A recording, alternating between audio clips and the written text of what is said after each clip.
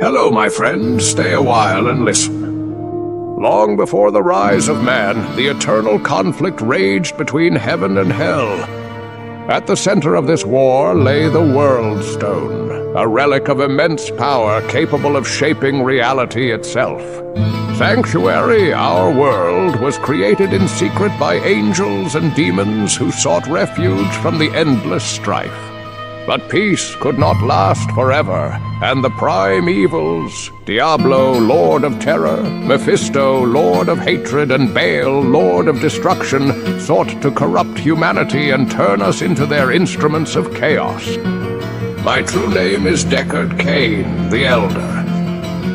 Centuries ago, the Horadrim, an ancient order of which I am the last, managed to imprison these great evils within soul stones.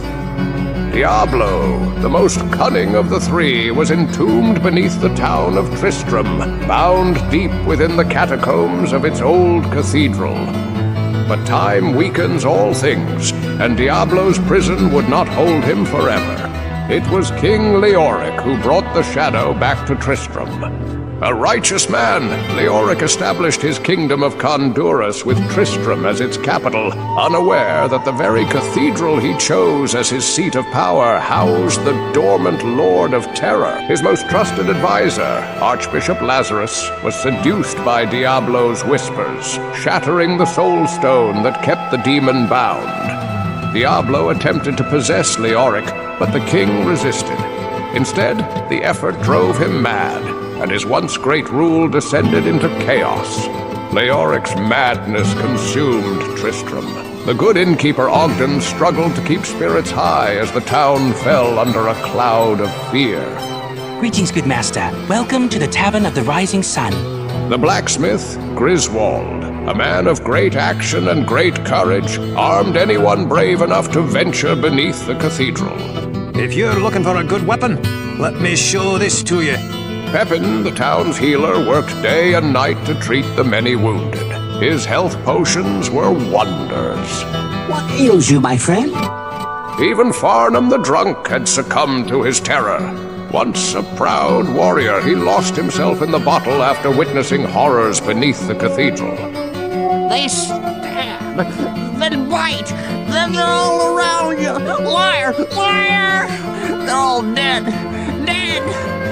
Aidan, the eldest son of King Leoric, returned to Tristram upon hearing of the madness overtaking his father and the disappearance of his younger brother, Prince Albrecht.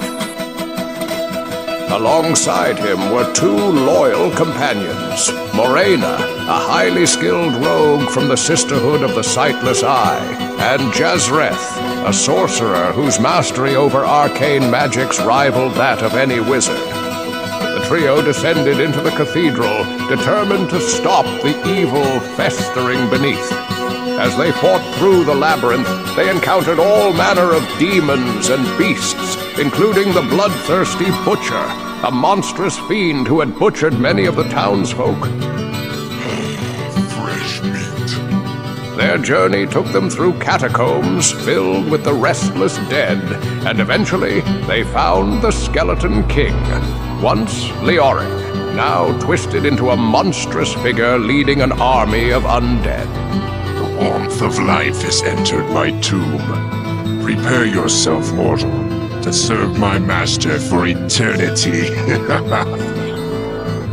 It was Lachdanan, once Leoric's loyal captain, who had been forced to end the king's life when his madness drove him to kill his own people. With his dying breath, Leoric had cursed Lachdanan and his knights, damning them to serve Diablo in undeath. As Aidan, Moreina, and Jazreth descended deeper into the cursed catacombs beneath the cathedral, they came across a haunting figure. Standing in solemn silence was Lachdanan. His once proud armor was tarnished, his voice trembling with despair as he spoke. Please, don't kill me. Just hear me out. I have heard of a golden elixir that could lift the curse and allow my soul to rest, but I have been unable to find it. Please, aid me and find the elixir. Moved by his plea, the heroes ventured deeper into the catacombs, braving countless dangers to retrieve the golden elixir. Upon returning it to Lachdanan, he drank it and finally found the peace he had long sought. As the heroes moved deeper into the dungeon, the townsfolk continued to struggle with the growing corruption. Wirt, a young boy who had lost his leg to the demons but survived, sold rare items to those willing to pay his exorbitant prices.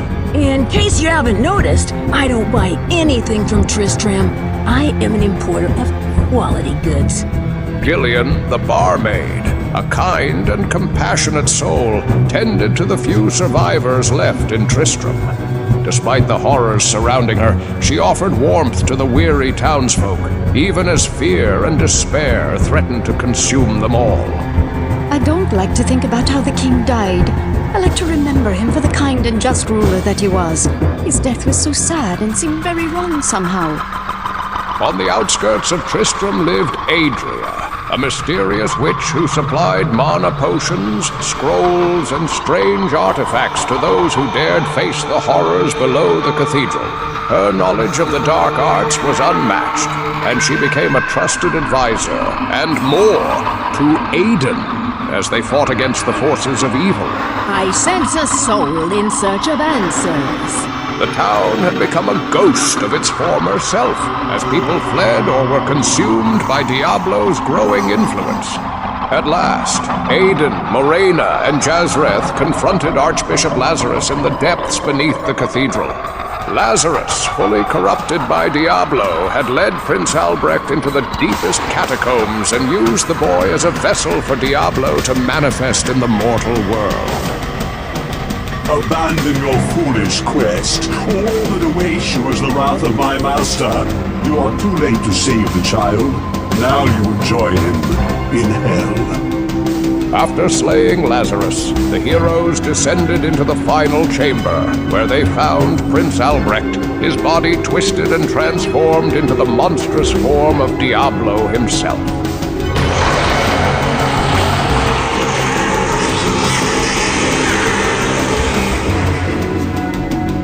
The sanctity of this place has been fouled. Aidan fought Diablo with all his strength, and with the help of Moreina's deadly precision and Jazreth's powerful spells, they finally defeated the Lord of Terror. But the victory was bittersweet. As Diablo's body dissolved, they saw the lifeless body of Prince Albrecht at their feet. The boy had been lost, consumed by the demon. Aidan drove the shattered soul stone into his own forehead, hoping to contain Diablo's power within himself, believing that he could imprison Diablo's essence and prevent the Lord of Terror's return. But even as the heroes returned to Tristram, a darkness lingered over Aidan, his behavior growing more erratic. Each haunted by their own demons after the horrors they had faced, Moreina and Jazreth parted ways. Moreina returned to her order. However, she carried something dark within her, a silent madness that ate away at her once noble heart. Jazreth, scarred by his experiences, traveled to Ludgol Lane to find the mystical arcane sanctuary. Adria, who had been Aidan's most trusted confidant and more, vanished from Tristram as well. The townsfolk whispered of a deeper bond between the two, a relationship rooted not just in love, but in something far darker and far more dangerous. Soon after, Aidan left Tristram. He prays that he has become strong enough to contain the demon and keep him at bay. Although he has been fortified by his quest, he can still feel Diablo clawing his way up from the dark recesses of his soul. Fighting to retain control, his thoughts turn toward the ancient mystic lands of the Far East. Perhaps there, beyond the desolate wastes, he will find an answer. Or perhaps salvation.